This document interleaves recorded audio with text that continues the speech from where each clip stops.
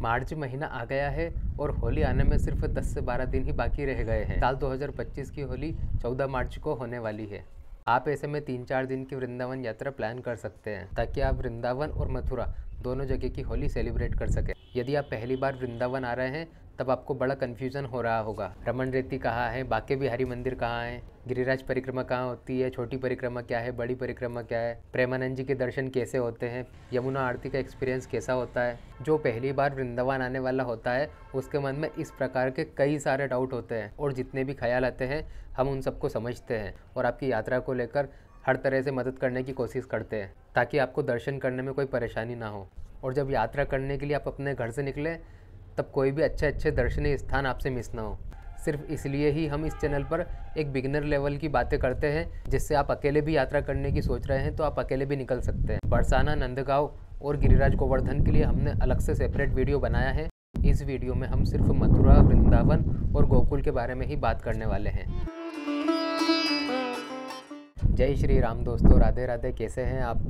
श्रीधाम वृंदावन यात्रा की शुरुआत होती है आपके घर से। कैसे आप अपने घर से यात्रा करते हुए मथुरा या वृंदावन पहुंचते हैं। एयरवेज से आप आगरा या दिल्ली में से किसी भी एक शहर में आ सकते हैं। आगरा से वृंदावन की दूरी 70 किलोमीटर, वहीं दिल्ली से 180 किलोमीटर है। बस की बात करें तो झांसी, ग्वालियर, आगरा और दिल्ली से वृंदावन के लिए प्रतिदिन काफ़ी सारी बसें चलती है। पूरे भारत से मथुरा के लिए रेलगाड़ी चलती है। तो सबसे बेस्ट तो यही होगा कि आप ट्रेन से मथुरा जंक्शन तक आ जाएं, क्योंकि ज़्यादातर लोग ट्रेन से ही ट्रैवल करना पसंद करते हैं। तो हम मान लेते हैं कि आप ट्रेन से मथुरा जंक्शन तक आ गए। अब आपको ठहरने के लिए होटल या धर्मशाला चाहिए होगी, तो आप मथुरा में बस स्टैंड के आसपास कहीं भी होटल ले सकते हैं। मथुरा बस स्टैंड के आसपास कई सारे होटल्स हैं जो बजट और लग्जरी दोनों ऑप्शन ऑफ़र करते हैं। बाकी मथुरा एक धार्मिक शहर है तो यहाँ पर काफ़ी सारे आश्रम और धर्मशालाएँ भी है जहाँ पर हम ठहर सकते हैं। यहाँ पर आपके लिए एक टिप है कि जब भी आप मथुरा वृंदावन की यात्रा प्लान करते हैं और यदि होली या जन्माष्टमी का समय है तो ऐसे में एडवांस बुकिंग करने की कोशिश कीजिए। इससे आपको ठहरने में कोई दिक्कत नहीं होगी, क्योंकि होली के टाइम पर या जन्माष्टमी के टाइम पर ये जगह काफ़ी ज़्यादा क्राउडेड हो जाती है। तो ऐसे में होटल मिलने में काफ़ी परेशानी होती है और आपके पास में सामान होता है जिसको लेकर आपको भटकना पड़ सकता है। होटल या धर्मशाला जो भी आप लेते हैं वहाँ अपना सामान रखने के बाद आप अपने परिवार या दोस्तों के साथ में सबसे पहले भोजन करने के लिए निकल जाइए। ब्रजभूमि में भोजन करने के बाद अब आपको ई रिक्शा पकड़कर सबसे पहले निकलना है गोकुल के लिए। गोकुल में जो रमन रेती है उसकी बात ही अलग है। रमन रेती मथुरा शहर से 10 से 11 किलोमीटर की दूरी पर गोकुल शहर में स्थित है। यह वही स्थान है जहां भगवान मिट्टी में खेला करते थे और यही वजह है कि आज भी यहां पर बच्चा हो या वृद्ध, महिलाएं हो या पुरुष, सभी यहाँ पर कान्हा जी की तरह मिट्टी में खेलते हुए दिखते हैं। गोकुल में रमन रेती के अलावा भी भगवान की बाल लीलाओं के काफ़ी सारे स्थान हैं, जिसमें श्री नंद यशोदा मंदिर, 84 खम्बा मंदिर, यमुना घाट, गौशाला, हिरण पार्क और ओखल बंधन है। ये ओखल बंधन वही जगह है जहाँ माता यशोदा हमारे छोटे से कान्हा जी को रस्सी से बांध दिया करती थी। इस तरह से आप गोकुल की यात्रा पूरी करने के बाद शाम होते होते मथुरा लौट जाएंगे। जब तक मथुरा में भी दर्शन के लिए सभी मंदिर खुल गए होंगे, क्योंकि मथुरा और वृंदावन में दोपहर के 1 बजे से लेकर शाम के 5 बजे तक काफ़ी सारे मंदिरों को विश्राम के लिए बंद कर दिया जाता है। मथुरा के धार्मिक स्थलों की बात करें तो सबसे पहले श्री कृष्ण जन्मभूमि का नाम याद आता है। इसके अलावा आप यहाँ पर विश्राम घाट जाएंगे, वहाँ पर आप नौका विहार कर सकते हैं। विश्राम घाट के बिल्कुल नज़दीक श्री द्वारिकाधीश मंदिर है, जहाँ पर शयन आरती अथवा संध्या आरती में आपको शामिल होना चाहिए। इस तरह से सिर्फ एक दिन में हम गोकुल और मथुरा इन दोनों ही शहरों के विभिन्न दर्शनीय स्थलों को देख सकते हैं और रात में विश्राम करके हम अगले दिन निकल जाएंगे वृंदावन के लिए, क्योंकि जब हम वृंदावन आते हैं तब हमारे पास कम से कम 2 दिन का समय वृंदावन में होना ही चाहिए। डे 1 की शुरुआत हम वृंदावन में सुबह जल्दी करेंगे।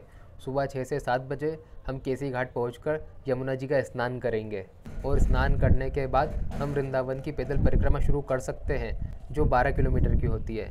इस 12 किलोमीटर की पैदल परिक्रमा को करते हुए हम वृंदावन के प्रमुख स्थानों के दर्शन एक एक करके कर लेंगे। यदि आप पैदल चलना नहीं चाहते हैं या आपके साथ में कोई बुजुर्ग है तब आप ई रिक्शा से भी इस परिक्रमा को कर सकते हैं। केसी घाट से ई रिक्शा में बैठकर हम सीधे पूजनीय प्रेमानंद जी के आश्रम यानी केली कुंज आ जाते हैं, जहाँ पर अगले दिन का कीर्तन सुनने के लिए हम टोकन ले लेंगे। यदि आपको टोकन मिल जाता है तब आप अगले दिन केली कुंज आश्रम आकर महाराज जी को पास से अपनी आंखों से देख पाएंगे। लेकिन आपके पास यदि समय नहीं है तब आप इसे स्किप कर सकते हैं। और केसी घाट से स्नान करके परिक्रमा को कंटिन्यू कर सकते हैं, जिसकी शुरुआत निधिवन से होगी।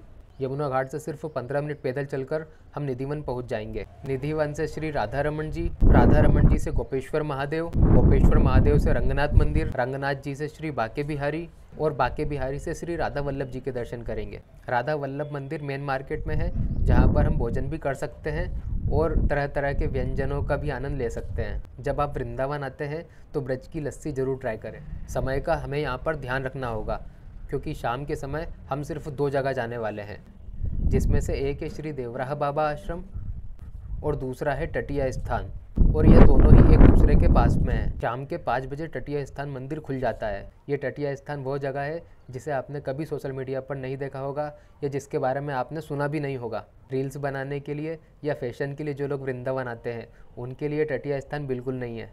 मनोरंजन वाले नहीं, लेकिन जो वाकई में वृंदावन को जानना चाहते हैं, जो वृंदावन को महसूस करना चाहते हैं, वे टटिया स्थान जरूर आएँ।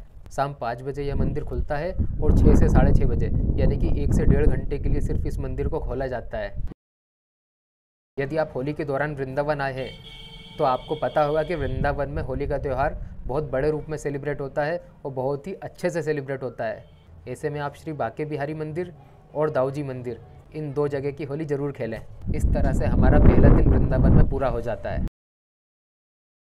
अब दूसरे दिन की शुरुआत कैसे होगी?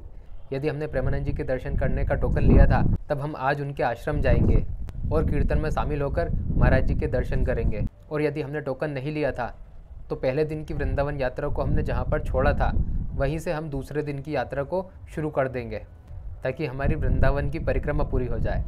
तो ऐसे में वृंदावन के दूसरे दिन हम सिर्फ 3 स्थानों पर जाएंगे, जिसकी शुरुआत होती है माता वैष्णो देवी के दर्शन करने से।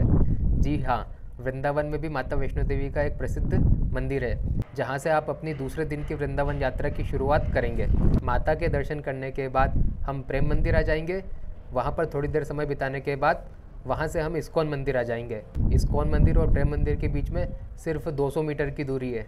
इस तरह से हमारी वृंदावन की यात्रा पूरी हो जाएगी। कॉस्टिंग यानी खर्चे की बात करें तो वृंदावन में ठहरने का खर्चा ही सबसे ज़्यादा होता है। तो आप जिस तरह से भी होटल या धर्मशाला लेते हैं, उसी के अनुसार यहाँ पर आपका खर्चा होगा। मथुरा, वृंदावन और गोकुल, 3 दिनों की इस यात्रा में हमने 2 दिन वृंदावन और 1 दिन गोकुल और मथुरा को दिया। 3 दिन की इस यात्रा में एक एवरेज कॉस्ट अगर हम कैलकुलेट करें तो लगभग 5,000 रुपये होटल स्टे में, और यदि होटल की जगह धर्मशाला कर दें तो यही कॉस्ट 2,000 रुपये हो जाएगी। अभी हम होटल का जोड़ रहे हैं तो ठहरने की कॉस्ट हो गई 5,000 रुपये, 2,000 रुपये आपकी खाने पीने की फूड की कॉस्ट हो जाती है, और 2,000 रुपये ही हम ट्रांसपोर्टेशन में मान लेते हैं। तो एवरेज आप 3 दिनों की इस यात्रा में 10,000 रुपये का बजट लेकर चलिए। और ये 10,000 रुपये जो हमने कैलकुलेट किए हैं, ये 2 लोगों के लिए हैं, यानी कि 5,000 रुपये प्रति व्यक्ति। तो दोस्तों, इस तरह से आप वृंदावन मथुरा की यात्रा का प्लान बना सकते हैं और होली के रंगों का आनंद ले सकते हैं। यही है वृंदावन यात्रा करने का सही तरीका। आप कब आ रहे हैं वृंदावन यात्रा करने के लिए, ये कमेंट करके ज़रूर बताएं। जय सिया राम, राधे राधे। ब्रज की 84 कोस भूमि में जब हम आते हैं तो जितना ज़्यादा हो सके आपसे दान कीजिए।